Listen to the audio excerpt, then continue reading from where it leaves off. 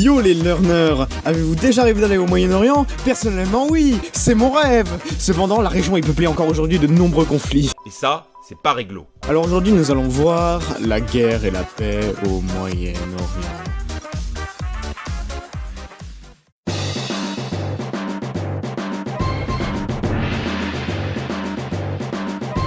Tout commence du 2 au 4 août 90 quand le dictateur irakien baathiste Saddam Hussein envahit le Koweït et l'annexe pour les ports et le commerce de pétrole.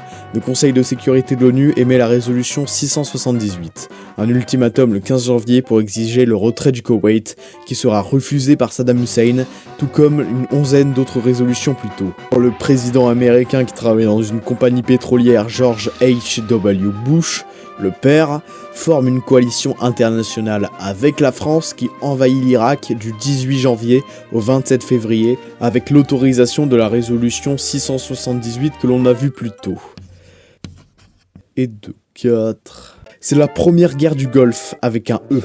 L'Irak subit des sanctions économiques, même si les conséquences sont atténuées par le programme humanitaire Pétrole contre nourriture de l'ONU. Saddam Hussein reste au pouvoir, le Kurdistan autonome apparaît de fait, et le Koweït est restauré. Dans la péninsule arabique, le Yémen du Nord islamiste et le Yémen du Sud socialiste s'unifient en Yémen le 22 mai 1990, après 2 guerres civiles et 2 guerres inter-yéménites. Le Sud tente de faire sécession en 1994, mais c'est un échec.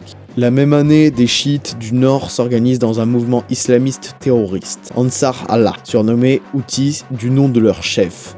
Ils se soulèvent en 2004 et atteignent la capitale Sanaa fin 2014, début 2015, grâce à de l'armement du pays leader des chiites, l'Iran. En réaction, le gouvernement est soutenu par le pays leader des sunnites, l'Arabie Saoudite, qui intervient sans parvenir à vaincre les Houthis.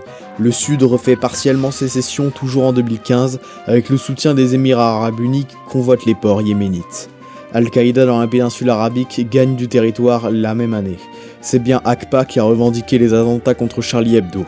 La violence de la guerre civile du Yémen contraste beaucoup avec la paisibilité de son voisin Oman. Pour preuve, la situation humanitaire est souvent considérée comme la pire du globe. Chez les Yéménites, 58% ont besoin d'aide alimentaire, 45% n'ont pas suffisamment d'eau potable et 50,4% sont en insécurité alimentaire. En 1991, l'URSS se disloque, ce qui permet à de nouveaux acteurs régionaux d'accéder à l'indépendance dans le Caucase et en Asie centrale. Les États-Unis deviennent une hyperpuissance qui agit comme le gendarme du monde et accroît son alliance avec Israël qu'il finance à hauteur de plus de 3 milliards de dollars par an à partir de 2001. En réaction à la politique étrangère américaine, Al-Qaïda de Ben Laden détourne 2 avions le 11 septembre 2001 dans le World Trade Center, les tours jumelles, un 3e dans le Pentagone, le ministère de la Défense américaine, et un 4e qui n'atteindra pas sa cible. En réponse, les États-Unis envahissent l'Afghanistan des talibans où s'entraînait Al-Qaïda et l'occupent. Ben Laden devient l'homme le plus recherché du monde. Il sera finalement tué en 2011 dans une maison au Pakistan où il regardait des animés et jouait aux jeux vidéo. C'est pas une blague, hein. Les téléchargements de ces ordinateurs sont disponibles publiquement sur le site de la CIA. L'occupation de l'Afghanistan cesse en 2023 et les talibans reviennent au pouvoir. Tout commence en 2003 quand le dictateur irakien baathiste Saddam Hussein fait face à des accusations américaines de développement d'armes de destruction massive et de lien avec Al-Qaïda. Les accusations s'avéreront être fausses. Le président américain qui travaille dans une compagnie pétrolière, George sans le H.W. Bush, le fils, forme une coalition internationale sans la France qui envahit l'Irak du 20 mars au 1er mai 2003. Et de 5. C'est la seconde guerre du Golfe. Kofi Annan n'est pas parvenu à empêcher cette invasion qu'il qualifie d'illégale. L'ONU enverra après l'invasion la mission d'assistance des Nations Unies pour l'Irak, dite MANUI. L'Irak subit une occupation surtout américaine jusqu'en 2011 et Saddam Hussein est renversé. Le Kurdistan autonome est reconnu officiellement par la Constitution de 2005 et le pays est en débaassification. Mais cette chute de l'autorité fait émerger plusieurs organisations insurrectionnelles comme l'armée du Mahdi islamiste chiite, l'armée des hommes de la Naqshbandiya baassiste dite JRTN ou Al-Qaïda djihadiste qui organise une guérilla qui tourne à la première guerre civile entre 2006 et 2009 remportée par les chiites contre les sunnites. Et de 6. Certains membres d'Al-Qaïda quittent cependant le mouvement qu'ils considèrent comme corrompu afin de fonder l'État islamique en 2006 en Irak et au Levant, désigné sous son acronyme arabe Daesh ou anglais ISIS. C'est une autre organisation islamiste, terroriste et djihadiste qui fonde un califat le 29 juin 2014 et Abu Bakr al-Baghdadi est son calife. Bien qu'on considère que la guerre se termine en 2011 par le retrait de l'armée américaine, l'Irak subit une deuxième guerre civile, cette fois-ci contre Daesh, à partir de 2013. Et de cette... On va espérer que la liste soit pas plus longue. La fin de la guerre n'est annoncée qu'en 2017.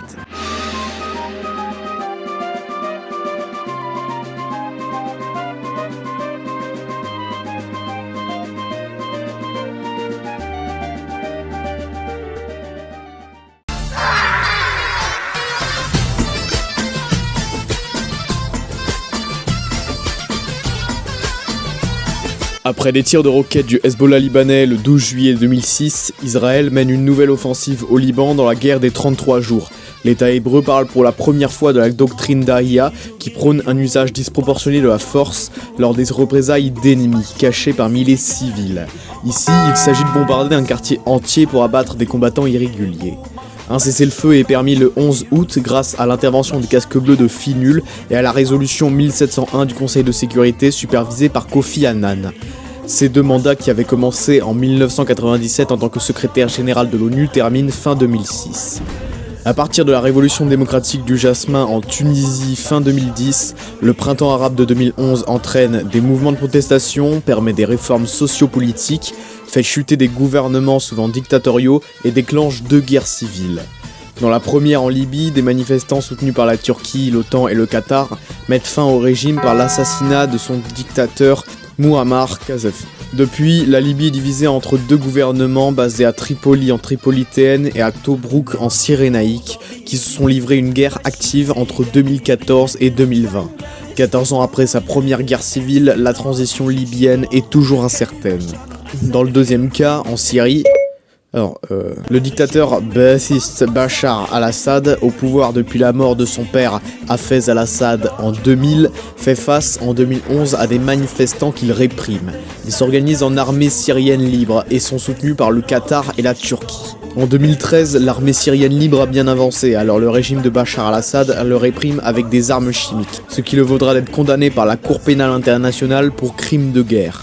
En 2015, la Russie envoie du soutien au régime, déjà aidé par l'Iran et le Hezbollah, et Daesh recouvre la majorité de la Syrie et une partie de l'Irak. En 2017, Daesh est chassé grâce à la contribution du régime, de la coalition internationale avec l'armée américaine qui soutient les rebelles, des Kurdes peshmergas en Irak et des forces démocratiques syriennes, en partie kurdes, en Syrie. Ils subissent des opérations turques jusqu'en 2019. Les alliés de Bachar al-Assad le délaissent progressivement. La Russie concentre ses forces contre l'Ukraine à partir de 2022, le Hezbollah libanais subit une invasion israélienne en 2024 et l'Iran fait face à des tensions internes.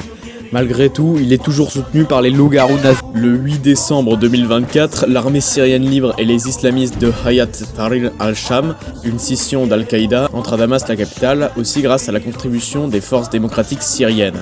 C'est le coup de grâce porté au régime de Bachar al-Assad qui fuit à Moscou. Depuis, le parti Baath et le panarabisme semblent avoir disparu. La Syrie est actuellement dirigée par un gouvernement de transition présidé par Ahmed Hussein al-Shara, plus connu sous son nom de guerre, Abu Muhammad al-Joulani. C'est le chef d'Hayat Tahrir al-Sham HTC. En 2020, Israël de Benjamin Netanyahou signe avec les Émirats Arabes Unis et Bahreïn les accords d'Abraham à Washington sous l'égide du président américain Donald Trump. Il s'agit de traités de paix qui promeuvent notamment la liberté religieuse. Ils sont rejoints par le Maroc et le Soudan qui signent aussi la paix avec Israël. Dû aux 4000 roquettes lancées par le Hezbollah pendant la guerre des 33 jours et aux 4000 autres lancées par le Hamas dans les années 2000, Israël met en place un système de défense anti-roquettes surnommé le Dôme de Fer, finalisé en 2011. Il joue un rôle important dans les différentes guerres de Gaza entre Israël et le Hamas ou ses alliés qui subissent eux aussi certaines fois la doctrine d'Ahia. Il y a eu une guerre en 2006, en 2008-2009, en 2012, en 2014, en 2021, en 2022, une première en 2023 et une seconde la même année qui correspond à la guerre Israël-Hamas qui a commencé avec l'attaque du 7 octobre 2023, date importante qui coïncide à un jour près avec la guerre du Kippour. Le bilan est de 1180 morts, 251 otages et plusieurs viols chez Israël. Il mène alors une offensive pour récupérer les otages et détruire le Hamas, quitte à sacrifier plus de 48 219 Palestiniens à l'heure où j'écris. Mis à part le Hamas dans la bande de Gaza, Israël s'effrite aussi avec les autres membres de l'axe de la résistance. l'alliance anti-occidentale principalement chiite menée par la République islamique d'Iran, avec le Hezbollah au sud Liban, la Syrie d'Al-Assad qui sont de l'ethnie alaouite chiite, les Houthis du Yémen et dans une certaine mesure l'Irak, et d'autres organisations comme les loups-garous nazis. Par exemple, Israël a bombardé l'ambassade d'Iran à Damas en Syrie le 1er avril et l'Iran a envoyé 180 missiles le 1er octobre qui ont été interceptés par le dôme de fer.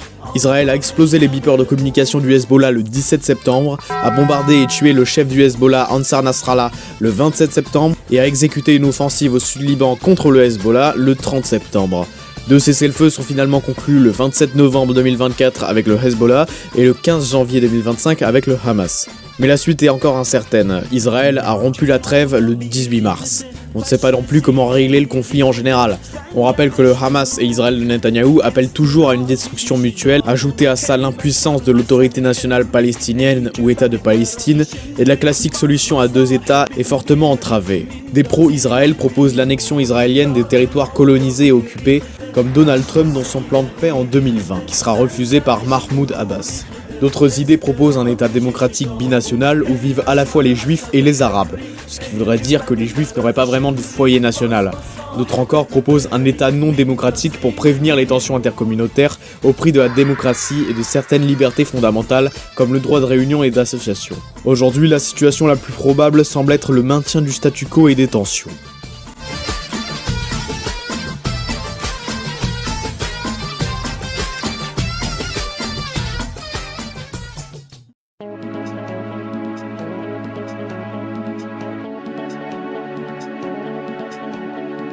Si on a vu l'histoire et la géopolitique du Moyen-Orient, c'est pas pour rien. C'est parce que c'est un excellent répertoire d'exemples pour étudier la guerre et la paix.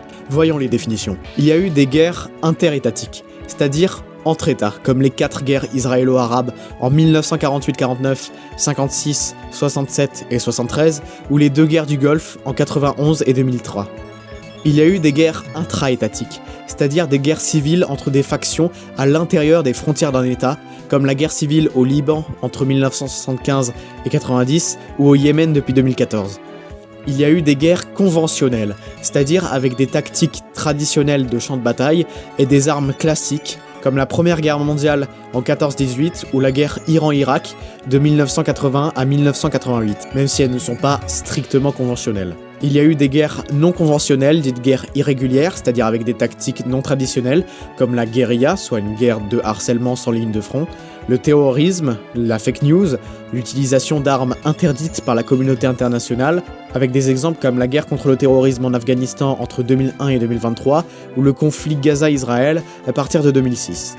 Il y a enfin des guerres asymétriques qui opposent un groupe qui utilise des pratiques régulières, comme l'armée régulière d'un pays, contre un groupe qui utilise des pratiques non conventionnelles ou irrégulières, comme un groupe paramilitaire ou terroriste. Un bon exemple de guerre asymétrique étant la récente guerre civile syrienne de 2011 à 2024. C'est par ailleurs une guerre civile internationalisée du fait du soutien d'armées d'États extérieurs à un belligérant allié. Utiliser à la fois des techniques de guerre et armes conventionnelles et asymétriques est une stratégie militaire qui s'appelle la guerre hybride et qui est utilisée notamment par la Russie dans son actuelle guerre contre l'Ukraine depuis 2022. Il y a eu des paix multilatérales basées sur des négociations entre les belligérants, comme les accords d'Oslo en 1993. Il y a eu des paix unilatérales où un belligérant ne prend en compte que son point de vue et ses intérêts sans ceux d'en face, comme la déba'athification de l'Irak par les États-Unis en 2003. Il y a eu des capitulations, accords militaires où l'armée dépose les armes, comme la capitulation de l'armée ottomane à Jérusalem en 1917. Il y a eu des cessez-le-feu, accords politiques qui proclament l'arrêt des combats, une trêve parfois temporaire, comme le récent cessez-le-feu dans la bande de Gaza en 2025. Il y a eu des armistices, accords politiques qui proclament aussi l'arrêt des combats, mais là où un cessez-le-feu peut se faire unilatéralement, un armistice est toujours signé par les deux camps, comme les 4 armistices qui suivent la première guerre israélo-arabe en 1949. Il y a eu des traités de paix, accords politiques qui proclament la fin officielle de la guerre et parfois ses conditions, comme suite aux accords de Camp David en 1978, la paix israélo-égyptienne signée en 1979. Les casques bleus de l'ONU ont mené 4 types de missions. De peacekeeping, maintien de la paix, comme les forces intérimaires des Nations Unies au Liban ou FINUL à partir de 1978. De peacemaking, rétablissement de la paix, comme la résolution 242 du Conseil de sécurité pour la fin de la guerre des 6 jours en 1967. De peace enforcement, imposition de la paix, comme la résolution 678 du Conseil de sécurité qui permet d'intervenir légalement en Irak en 1991, de peace building, consolidation de la paix, comme la mission d'assistance des Nations Unies pour l'Irak, ou MANUI à partir de 2003 et prolongée jusqu'en 2025 à ce jour. Je vois que ça fait beaucoup d'informations à retenir, surtout dans un format aussi concentré. Dites-vous que c'est normal et que si aujourd'hui vous en venez à étudier des situations aussi complexes, c'est surtout parce qu'il y a 108 ans de ça, on a osé faire confiance à des refus.